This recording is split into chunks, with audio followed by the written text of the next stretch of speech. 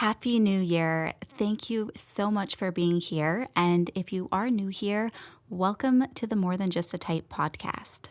In today's episode, I'm sharing 2 clips from 2 of our most downloaded episodes of 2020. And if you've already listened to either of these episodes, give yourself space to listen to them again in the current season that you are in. We are changing and evolving every single day, and you might take away something different or hear something in a new way that maybe you didn't hear before that will support your journey wherever you are currently. This episode features Chad Okuma and Christina Magana, both who I have had the pleasure to get to know, and both Christina and Chad have been living with type 1 diabetes. Chad was diagnosed at the age of 35 years old, and Christy was diagnosed at age 3. In these clips today, you'll hear how Chad lost over 150 pounds and has successfully kept it off with type 1 diabetes. And he shares some really, really good tips on how to successfully achieve your weight loss goal with type 1 diabetes. Christy is currently on her own fitness journey, and she is also one of the members in my fat loss program. And in this clip, she shares some really, really great tips when it comes to exercise and dieting with diabetes and how to stay on track with nutrition so you don't fall off the wagon. These clips today are incredibly inspiring, and if you're on your own fitness journey or thinking about getting started and you want to lose weight, then you're especially going to find these episodes super beneficial. I'm going to link to the full clips to these episodes in the show notes of this episode today, just in case you want to listen to the full episode of either of these clips, because I'm sure once you get a taste, you are probably going to want to listen to the whole episode if you haven't already. If you enjoy this episode today and it inspires you in some way, please take a second to rate and review this podcast. You can do so by scrolling down on whichever platform you're listening to this podcast on and tap the stars to rate the podcast, and then click to leave a quick review and let me know what your biggest takeaway is from this episode today.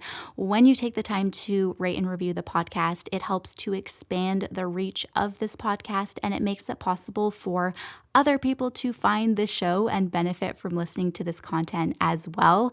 And if you haven't yet subscribed to this podcast, please take a second to subscribe, because that way you won't miss out on upcoming episodes and bonus content. Thank you so much for your support of this show. Welcome to the More Than Just a Type podcast, a place where we explore what it takes to live your best life. I'm your host, Taja Cato, expert in type 1 diabetes and fat loss, entrepreneur, and lover of all things fitness and personal development. Each week, we'll bring you a tangible tool, tip, or insight that'll inspire you and empower you to take action, achieve your goals, and live your best life. I was diagnosed at age 35, I'm 38. Okay. So When's your birthday? May. So I was diagnosed right around my birthday, 3.5 years ago. But the weight loss, and it was the diagnosis was so confusing, and it was almost like ironic in a sense, because I started my weight loss journey when I was about 26 in 2007. I had been heavy for a while, like through college, maybe like 4 or 5 years, and I'd struggled with my weight my entire life. I remember getting kind of, heavy around 4th grade, and, junior high was rough. The beginning of high school was rough, but then I kind of grew out of it a little bit toward the end of high school, after like when puberty hit, and I kind of stretched out a little bit. And so I was always athletic. I was always active, but just struggled with my weight. It was a huge burden that I carried around for a long time. And for so many reasons, I wanted to lose weight. But finally, the straw that broke the camel's back was in 2007, right around my birthday in May. I was called up by a friend and asked to go with him to his bachelor party with a bunch of people who I didn't know. He was the only person in this group of guys that we were going to go with that I knew. And I was so uncomfortable with the idea of going somewhere with all these people and I don't mean to fat shame or anything. This is just my experience, but I was so uncomfortable with how big I was and being that guy that I thought people were looking at or making fun of everywhere I went. And just for some context, I'm about 5'10", and at the time I weighed about 300 to 335 pounds at my biggest. I was 335 pounds. And so, go ahead. Sorry, I was just going to say, because you lost like 150 pounds, right? Yeah. So in total, it's even been more than that. But as of my weight right now, yeah, it's about 150 pounds. I'm about 185 now. Okay. So yeah, I got invited to this bachelor party, and I didn't want to go, but I had to. So I set a goal for myself, and I told myself that I would lose 50 pounds by August. So May, June, July, August, 4 months I had to lose 50 pounds before I went to this bachelor party. And I knew enough about exercise from, playing baseball and being in high school sports to exercise, but I didn't really know much about nutrition other than just the standard stuff that you hear from people, or that you hear growing up. And so I went for it, and I worked as hard as I could and tried to eat a little bit better. And I remember I woke up on the day that I was supposed to go to that bachelor party, did my workout and weighed myself, and I was a half a pound or so off from that 50-pound goal that I had set. And my friend was on his way to pick me up. And so I put on my sweats and I just started running up and down my stairs in my condo until I sweat out a half a pound, and literally jumped in the shower and got in the car and went to the bachelor party. Oh my God, that's amazing. And that started like the momentum. That's what got me going. Yeah. Like, talk about goals, right? Like, that's such an achievement. Yeah. So that was huge. And I think it was huge in a couple of ways. One thing that I didn't realize that I was doing at the time was setting a shorter term goal. Like I had always wanted to lose weight. I had always wanted to be in shape, but I was looking at it like it's this thing that's just so far away. I was over 300 pounds, and I wanted to be 180 pounds or 185 pounds. And I mean, when you're looking at it that way, it seems insurmountable. It's almost impossible. And I think that creating that short-term goal is really one of the things that led to the success, that snowballing success that continued on going forward. That's amazing. Because I was going to say too, like, just so many people who I talk to, one of the hardest things that it seems like they face is just the motivation. And it's not even just like getting motivated, but then staying motivated, like once they get started, Yeah. And do you know who David Goggins is? I don't. He's been a guest on Joe Rogan's podcast. He's a former Navy SEAL, but his story is a lot about weight loss and his attempts to become a Navy SEAL and determination. And it's a mindset type book that I listen to while I run. And he says things like, it's not about motivation. Motivation's not always with us. It's a mindset. Mm-hmm. And I believe that, but we still need motivation. And I think that the only way that people are really going to succeed is if they can find that motivation like in themselves. If you're doing it for yourself, you can't do it for anyone else or any other cause or any other reason. You really have to want it for you. And you have to be honest with yourself about that, I feel like. Yeah, that's such a powerful thing too, because I think a lot of the time that's, people will look at other people for the motivation, but you're so right. It has to be something that like, other people can inspire you, but you have to find it in yourself to actually stay motivated. for What do sure. you feel like for your personal journey is like what helped you find that motivation for yourself, do you think, when you look back? You know, I think that, like I said, you have to be honest with yourself. And I think what it was one day I just really decided to be honest with myself. I didn't want to say things like, oh, I want to be, thin or in shape Mm-hmm. to look good. But I do.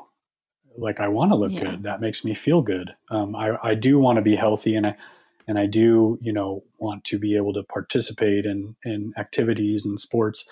But I was embarrassed. I mean, I would avoid certain restaurants because they had chairs that had arms on them, and I would have to squeeze into the chair to sit down, and that was embarrassing for me. I mean, I didn't want to. I didn't want to live like that anymore. I didn't want to go places and be with friends and do things like going to a bachelor party, which is supposed to be awesome, Yeah. because I was embarrassed. Yeah, that's so amazing too, like so inspiring that you made it happen for yourself and how you did it. Like that's so awesome when you look back. Thank you. Because I'm sure there's so many people that feel the same way, but they're probably stuck in that place of like, I don't know if it's possible for me, or they're looking at the long game, like how you were at the beginning. Yeah. And that's kind of like the point of me being here, or like why I was interested in doing this was, I'm not a health expert. I don't do this for a living. I don't have a degree in this or an education in this. At the time when I decided I was going to lose weight, I worked for my father, who is a contractor, and, I had a regular job and just a normal life. And I did this on the side, just like most of the people who I imagine listening to this are going to have to do. They're not trainers or, work in a gym where they have access to this stuff all the time. I was just a normal guy that had a weight problem. Yeah, and do you find like was time ever an issue for you, like making time to fit everything in and then have like your full-time job and do all the other things that you had to do? Yes, and no. Yes, because I mean, I had a lot of responsibilities. So I definitely had to make time, and I had to be very intentional about making time. But I did work for myself to some degree, and had the flexibility to kind of, take a longer lunch if that's when I was doing my workouts, or go in a little bit later if I was doing my morning workouts, things along those lines. Yeah, that's good. And I mean, I guess even because did you hire someone or did you just figure it out all on your own? I just did it on my own. Like I said, I thought I knew enough about exercise, and maybe even more importantly, my limits, just because like I'd played high school sports. So, I'd been pushed, like I knew how to work out, might not have proper form in every, you know, resistance technique, or, I didn't fully understand nutrition. But like I said, you make small changes, and that goes for the diet part too, right? Like, I remember thinking to myself, like, well, what can I do? Incrementally to help with this. And I listen to a lot of what you preach about caloric deficit. Hmm. And so things that I would do is, like, I would eat a sandwich and chips, for lunch, let's say, and I would still eat a sandwich and chips so that I didn't have to rob myself of the things that I liked. But I would, not put the cheese on there, not put the mayonnaise on there, or buy an individual bag of chips instead of eating from the big bag of chips so that I had portion control. Just little adjustments that I was okay assuming as part of my lifestyle, instead of having to tell myself I'm on a diet, if that makes any Yeah, sense. that makes total sense. And that's also such a important thing because do you think that a lot of people will, it's like they'll be like, okay, I want to lose weight. And then they'll cut out all the things and try to stick to this like really, healthy diet, but it's not sustainable because no one wants to eat salad all day, every day. Right? Like, do you, Yeah, totally. And I did that. I failed so many times for that reason. You hear about a diet or something, a workout or something that someone's doing, and they tell you how you can, drop a bunch of weight in this super short period of time. And maybe you can. I mean, mhm. there are things that you can do, but they're not sustainable. They're not manageable. They're not gonna last. And that was my goal, is I wanted it to last. I had done the roller coaster thing, Yeah. but I wanted it to be my new life. Yeah, that's so important, because you hear people talking about it all the time. It's like they want to look a certain way and they want to like get there, but then so many people are just doing it the wrong way in order to get, the results that you got. Yeah, I think a lot of people are looking for shortcuts. Mm-hmm. And I had a friend tell me this the other day. We were having dinner and he was talking to me about this. He's like, I'm trying to lose weight and I'm struggling. And he's like, I respect you so much because I've been able to, this is him talking, I've been able to shortcut so many things in my life, in my career, in my education, wherever it is. He's like, but this is just this one thing that you can't shortcut. Like, you really have to put in the work, Mm-hmm. and you really have to put in the effort, and you really have to be determined. That's so true. Because you've kind of like tried for so long, right? But then when did it like hit you that you wanted to do it the right way and really dive into it? So up until 2007, I had roller coastered a couple times. Mm-hmm. And then in 2007, I was at my biggest. And I think it was probably just having gotten to my lowest point self-esteem wise, that changed me and made me want to do it for real this time, if you will. Yeah. And then the goal achievements were like addicting. I accomplished that first goal and I was like, I want to do it again. And that first one was the big one, and I remember it most. And I don't even remember what the second one was. I remember I'd set another goal for Thanksgiving. So from August to Thanksgiving, I wanted to lose some more weight. And I just kept doing it, and I just kept hitting those goals. And it was like contagious, it just consumed me, and I wanted it so much more because I was successful with it. And I think that's powerful too. I think most people set off trying to reach that long goal and have like an unreasonable goal and an unreasonable time frame, and it's not a lifestyle adjustment, it's a diet. So then it gets hard and then they fail and then they want to give up. Yeah. So for someone who might be, first of all, like maybe starting their fitness journey, weight loss specifically, what sort of tips or any like challenges that you had that you overcome that like you might be able to give to someone who's thinking about starting but just doesn't even know where to begin? They're like, I don't know, that like I want to lose weight but I have no idea where to start. So the first tips that I would give are like we talked about, set some short-term goals, so that you're not reaching for the stars right out of the Mm-hmm. gate. Make small changes, change your lifestyle entirely and make small changes so that they're manageable things that that you can live with for a long period of time. Don't be afraid to take breaks and cheat and take some time off of that lifestyle, as long as you know that you can get back on track. And use activities that you enjoy for motivation. Like if you like mountain biking or swimming or surfing or whatever it is, set goals working toward those activities.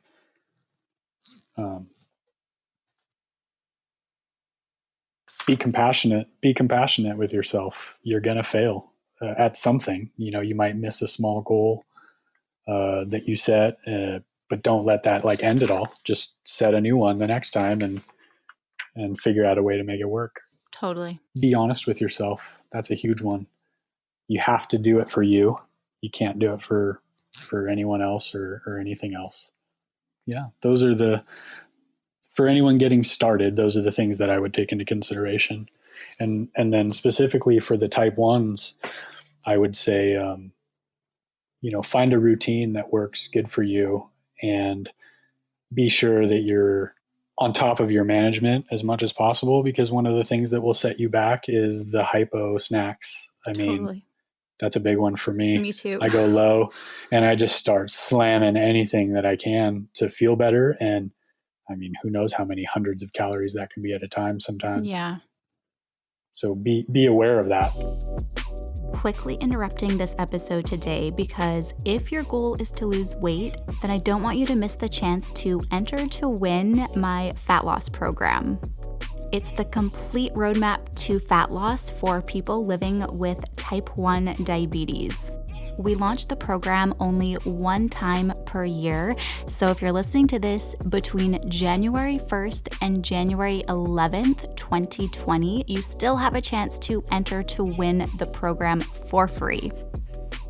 This program is for you if you want to lose weight in a sustainable way that supports your blood sugars and you don't really want to have a strict diet plan and you'd be more interested in having a plan that allows you to eat the foods that you love while still achieving your fitness goals. Just go to diabeticfitnessworld.com/win to enter for your chance to win the complete program for free. I am also going to link to this in the show notes. All right, let's get back to the episode. It doesn't really matter what you kind of do for exercise as long as it's something that you enjoy. Yeah. Because, you're not going to show up unless you love it. But more on the nutrition aspect and diabetes management portion, I think what was challenging was I was trying to perfect this disease and not educating myself enough on it. Yeah. That's something that so many people I think can relate to because I've even been there too and felt like shit because I'm not being perfect. Mm-hmm. I would rely on my endocrinologist a lot to make decisions for me, pump wise. These are going to be your settings. It is what it is. It's solidified for the next 3 months until I see you again. Yeah. And then me not knowing how to change them or to even realize that there's a change that needs to come or, notice, knowing my body. I think knowing my body has helped me so much nutrition wise and diabetes management wise. If you don't take the time to get to know yourself, yeah, it just makes managing it hard. You have to stay one step ahead of type 1. You just have to. Yeah. I have to know, what, my period's coming. I'm going to be more resistant. I'm exercising. This is the time of day that I'm exercising. I'm going to be, absorbing more. Or what did I eat, for lunch? Was it heavy in carbs, not heavy in carbs? Was it heavy in fat, not so heavy in fat? Do I still have, I don't know if this is a real term, active carbs in my body, or am I kind of empty? Yeah. How much insulin do I have on board? There's just so many things. Am I stressed out? Did I get enough sleep? Did I drink enough water? Am I hydrated? Am I dehydrated? So many things to remember. Do you find what's been just keeping track of everything? Has it been difficult just to, because were you always tracking your food and your macros? Yeah, I have. For a long time, I used MyFitnessPal, and then I kind of got away from it. Mm-hmm. But I was just using it more, just not even diabetes management wise. It was just how many calories am I eating? Yeah. And then I started using a different one called Chronometer. They're all the same in the end. Mm-hmm. But I was tracking on there for maybe 3/4 of a year. And I would only focus on just the day-to-day situation. I would never zoom out to look at everything in a bigger picture. Mm-hmm. It was just what did I eat today? How many carbs are in this meal? And then I started using it to tell me how many carbs are in my meal so that I could bolus properly. Yeah. Has that helped with just getting to know your body and learn about your body and your triggers, or just being more aware overall, tracking your food? Yeah, definitely. I've come to realize finally after so many years that if I kind of keep the same pattern of food, let's say today was a good day and I had, what I usually have for breakfast, lunch, dinner, and snacks are pretty much the same. If today was a good day, do the same thing again tomorrow. It's Yeah. like reliving the same day, and then maybe make a couple of tweaks where things went wrong. Yeah, that's amazing. And you're really good at doing that too. Like just staying on track of everything, I feel like. Thank you. Yeah. Is there like, have you always been I don't even know what the word is, but like so good at staying on track? Or was that something that kind of built up over time and just being more aware with things? Because I feel like so often people will, they'll be like, all right, I'm going to track my food, and then they'll start tracking, but then a week goes by and they'll just kind of like fall off the wagon. And then I don't know, it can be hard for people. When it happened over time, it didn't happen overnight. And when my priorities changed, that also helped. So, and I'm not saying that any tracking app is better than any. I just refer to them this way because this was a time period in my life. When I was using MyFitnessPal, I was using the free version. I wanted to track my calories, did what you said. It would be solid for, I don't know, not a week, maybe a little bit longer, like a month and a half. And then before you know it, you're eating something bad and you don't feel like tracking it because you don't want to come face to face with whatever bad meals you've had consecutively. And then before you know it, you're not tracking anymore. Yeah. When I started using Chronometer, it was a little bit cheaper than MyFitnessPal. My boyfriend uses it, so he's a big reason why I guess I use it, because he knew like the ins and outs of it, and I don't know, liked it for certain reasons. So I paid for it. Yeah, it's more complex, isn't it? A little bit, or no? Or is it just because it has your micronutrients in there too? I think because it has the micronutrients, It kind of like gets down to the nitty gritty of whatever you're consuming. But when I unlocked the paid version, I wasn't tracking my food. My purpose was no longer tracking it to see, like, let's see how many calories I eat, because I knew that I needed to be conscious about it if I wanted to lose weight, like way back in the day when I still didn't know everything that I, know now. Now I don't necessarily use it. I mean, I do, but I don't. But my main priority for tracking every day is because in the paid version, let's say I add multiple things under the lunch section. Mm-hmm. It'll add up my carbs for me. Where before I had the paid version, I'd have to go to each individual item, and then there I was with my calculator, adding it in one hand and then looking up everything in another hand. And it was just too time consuming. Yeah.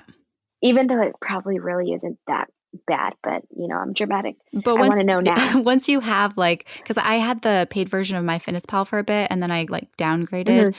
but it was hard to get used to just the extra time it takes to manually calculate everything when it's just right there. So I get what you're saying. Yeah. So it was just faster. I input everything and then you get to choose what you want it to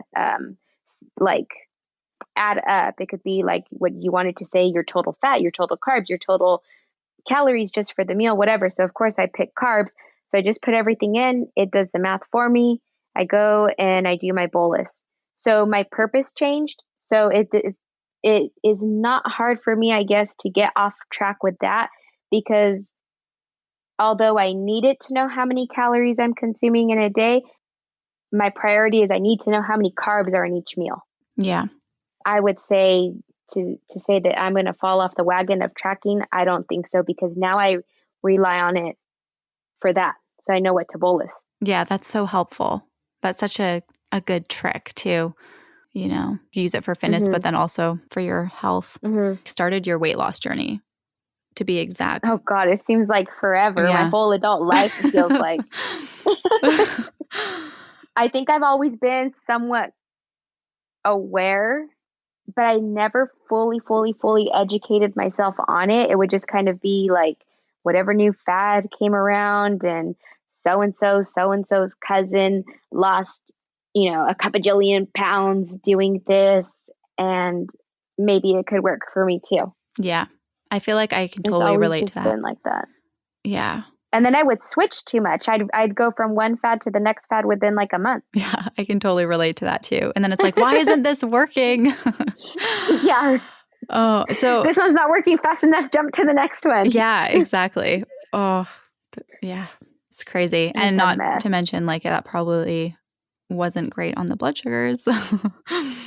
No. And so when I would jump around, I really started jumping around probably like in the last 3 years or 2 years even. And I would go keto, everyone's talking about it. I saw something about it on Netflix, do it. And then after that, like, no, go whole foods, fat's not the answer. Cut fat out completely. And then I would so every 3 months when I'd go see my endo, I'm like, I'm doing this now. I'm doing this other one now. And I'm doing this one now. And she'd be like, stop already. And she would always tell me, like, you have to eat a balance of everything. You cannot cut your fat out 100% or close to 100%. And she would talk and say like, oh, you need it for your hormones and this and this and that. And I would just smile and nod. Yeah. Like, I had no idea what she was talking about, but I'd just be like, okay, still go do it anyway. So high fat didn't do good for my insulin resistant wise. Yeah. And then I'd be like, okay, forget that one. And then it'd be like, just do Atkins. It's still low carb, but you don't have to go so high in fat. Yeah. And then I discovered that carbs were fuel. And I'm like, okay, you can't do that one no more. So go whole foods where you could eat like 300 carbs in a day, but then no fat. And then I found out that fat, is a building block for all of your hormones and a lot of your cells. Like, okay, now we can't do that one. Do something else. Yeah.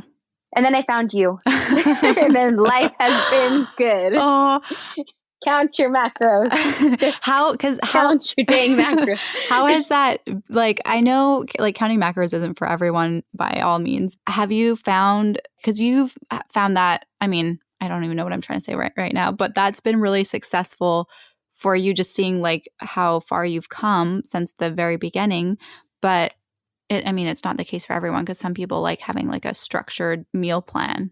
But what would you, how has it been different for you as opposed to like just doing other diets, like counting your macros? Because that's something people ask me a lot. And my response is just like how, one person, but like for everyone, I think it's going to be a little bit different. So how has counting macros been different than the other diets? Yeah, like just different diets that you've tried. Like how has this one helped you in terms of your overall goals? Well, the number one thing is I can eat whatever I want. I've grown up and haven't been brought up, I guess, with the healthiest of diets. I didn't grow up in a household where we would have salad before we would eat our dinner.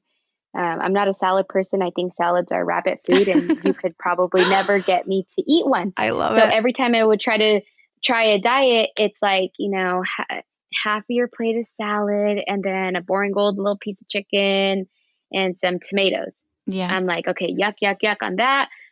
The chicken, okay. And then, then I'm just eating a piece of chicken. How boring is that? So it's given me flexibility. I guess, I don't know, maybe I am a picky eater. My parents always said I was a picky eater. I do eat vegetables now.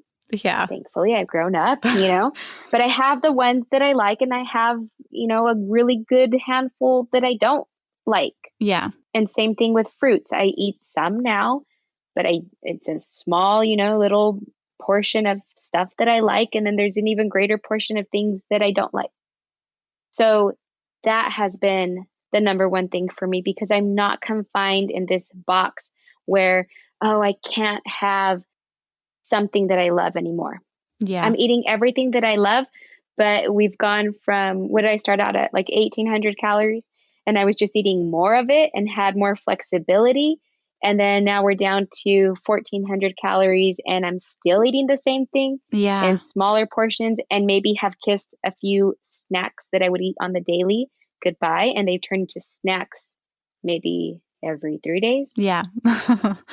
Instead of, every day. Well, and I remember that too at the beginning when you were like, I'm losing weight, like eating, I can't remember how many calories it was. 1,200 or 1,100. Yeah. Because you were used to eating that before, right? Mm-hmm. Yeah. I can totally relate to that too. It's the body's But so yeah, crazy. that's like the number one thing is you have never asked me, what are you eating?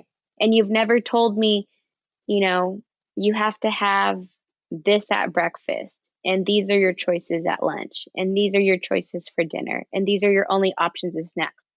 Like, Yeah. go have celery and I don't know, something. It's some bird food. Yeah, and some bird food.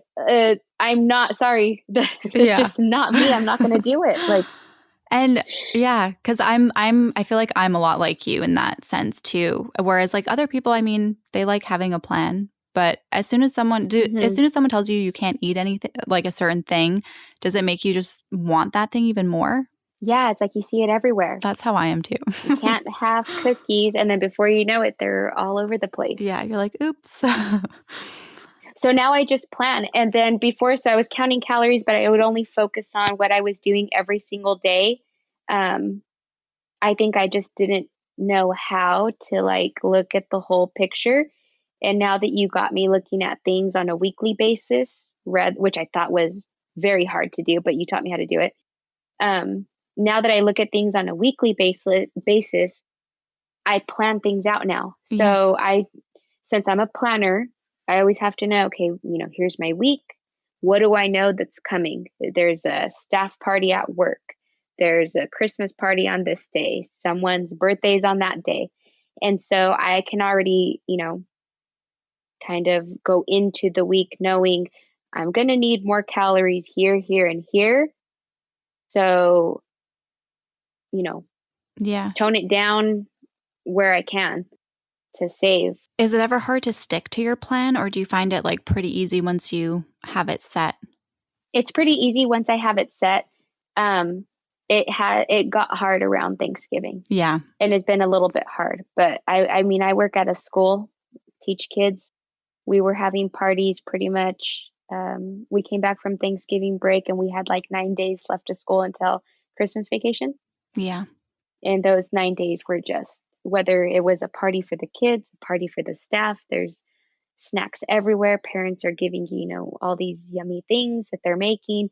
And I've been doing a lot of mindless snacking lately, but if it wasn't for that, I think when we change, like my macros up, whenever that time comes, it takes me, the first week is kind of like a trial run, but by the second week, I already know, okay, this needs to be cut out. Yeah. Or I can't have that as a snack anymore. Or no more 6 ounces of meat, cut it down to 4 and it'll still work. Yeah. But it's what I love.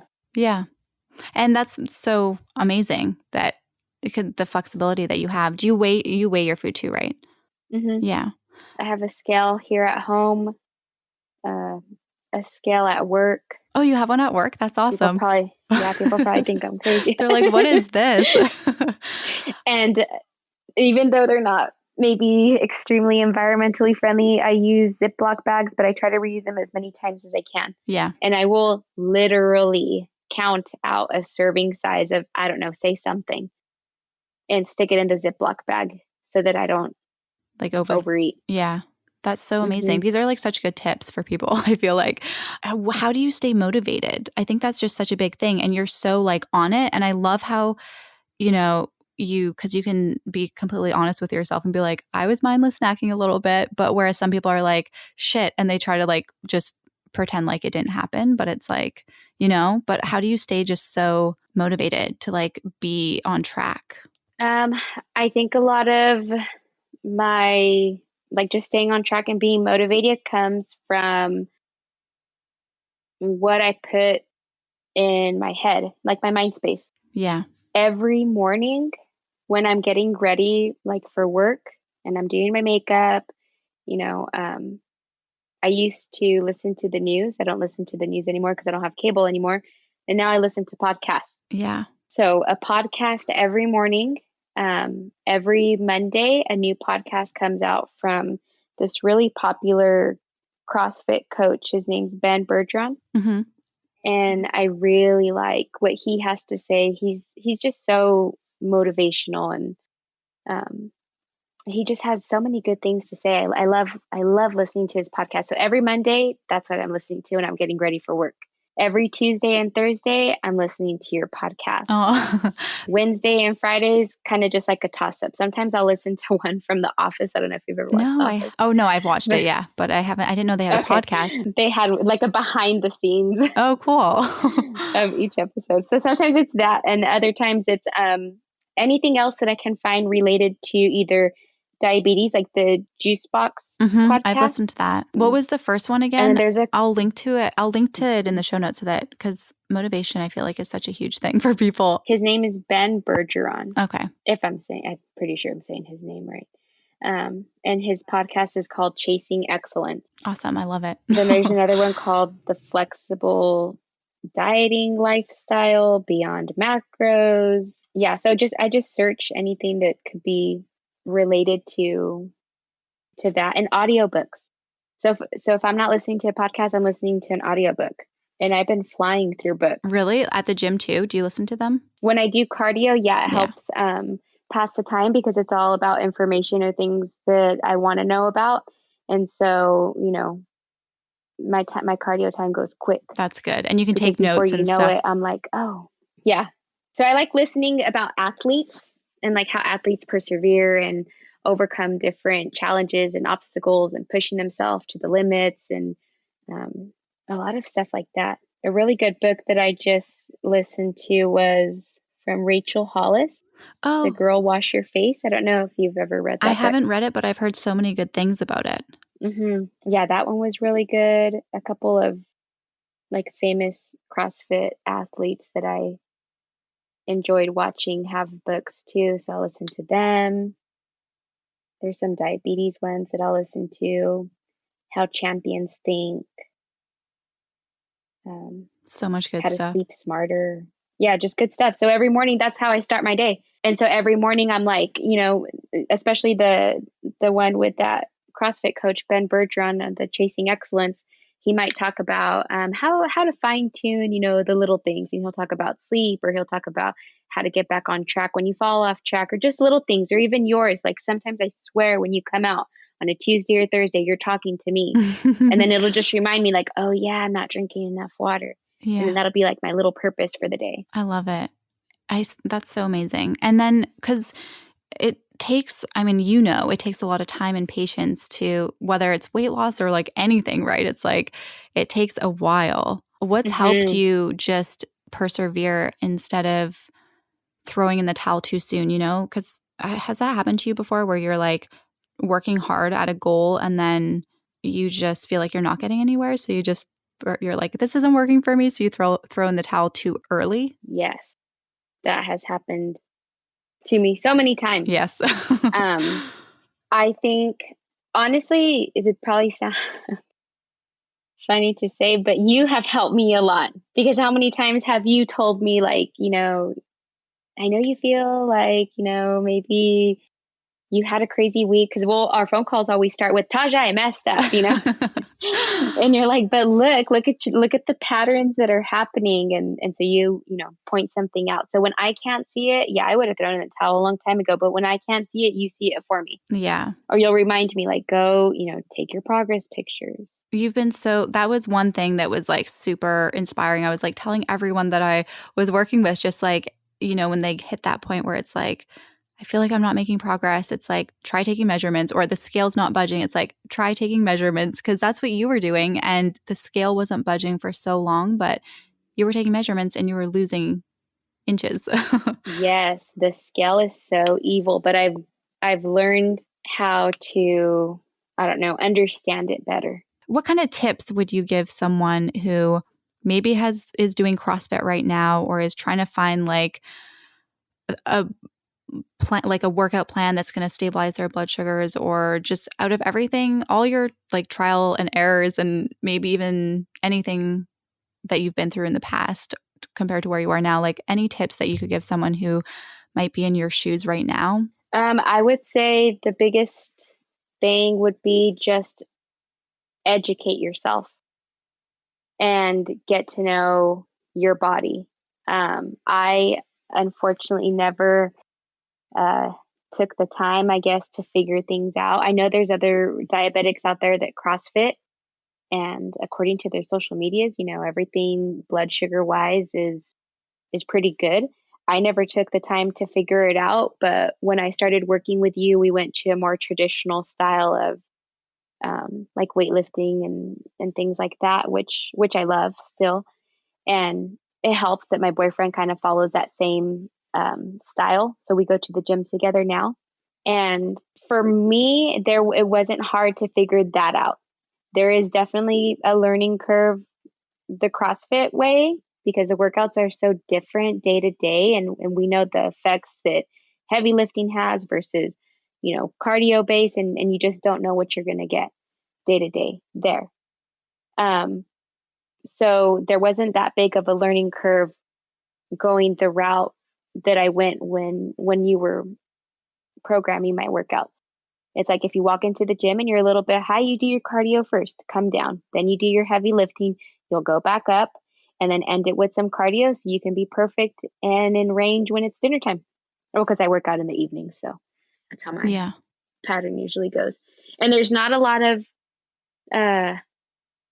guesswork to be done. It's pretty straightforward. Yeah. But like working out. But you got to educate yourself and you have to know your body. I totally agree with that. That's so important because just thinking back at the beginning of my fitness journey too, it's like that was kind of the only thing that helped me like know what was going to happen. And having a CGM, I mean, I don't know if there's any diabetics out there who are not on a CGM, and if you can get one, get one. It is a game changer. Totally. You have Dexcom, right? Yeah, you do. Yeah. Yeah, that was a game changer for me too. And it took me so long to get it. I don't know if you were like that too. Were you nervous about getting one or? Yeah, I didn't want to be attached to things. Yeah. And then for like someone who maybe has just been like recently diagnosed or they have diabetes, but they are maybe like just nervous about getting into exercise because they don't know like what it's going to do with their blood sugars. I guess you kind of already answered that. But for someone who's just been diagnosed, it's like what tips would you or steps would you give them for just managing their health and being able to like feel a little bit more in control, even though they're not always, I guess, right?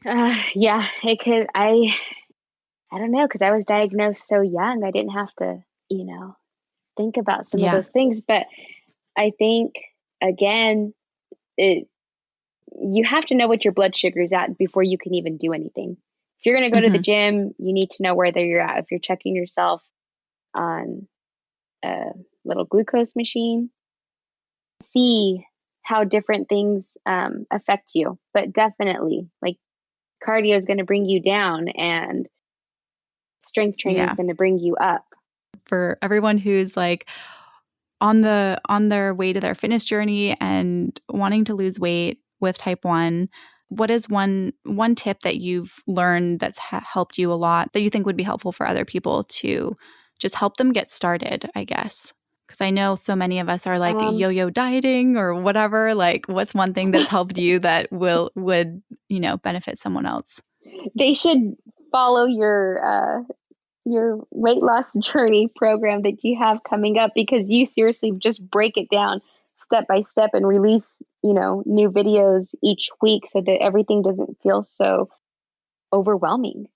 Like each week you learn something new through those videos that you have recorded that they watch. Did you find that helpful like on a weekly basis, or would it have been better to have everything all at once? I wanted to ask you that a long time ago, but I never did. No, a weekly basis. Because I would have watched all of them and then been like, what do I do? Okay. And then not, I needed to, me personally, I need to just get good at one thing at a time. Yeah.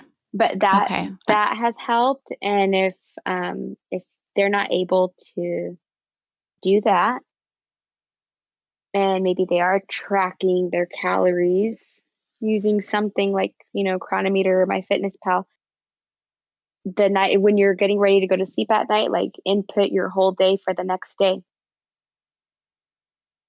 That way you already know where you're going to be sitting at calorie wise, instead of like tracking as you go. just do it the night before. Like when I'm doing really good, I'll do it as I'm laying in bed, either the night before or in the morning, while I'm getting ready. And I'll have my whole day laid out. And then that way, if I thought that I was going to eat something and it ends up that it doesn't fit in my plan, I can, rearrange things. Because you also have to take into account your snacks when you go low. Yeah. For a long time, I believe that they never counted.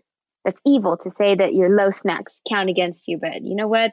Just get over it. They do. Yeah. Well, and they count against you. There was a period where I was like, do they count though? Like, I don't know. What if they don't? Because your energy levels are like so depleted that I'm like, do they count? But yeah.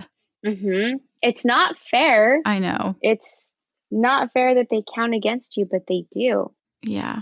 Ugh. And you know what? That's how I would get stuck not losing weight all the time, because you remember how I told you before I'd go to the gym, I'd stuff my face? Mm-hmm. So, yeah. With food and everything, I'd probably eat a good 300 to 400 calories and then go to the gym and then burn like 500 or 600. And then where was the cut?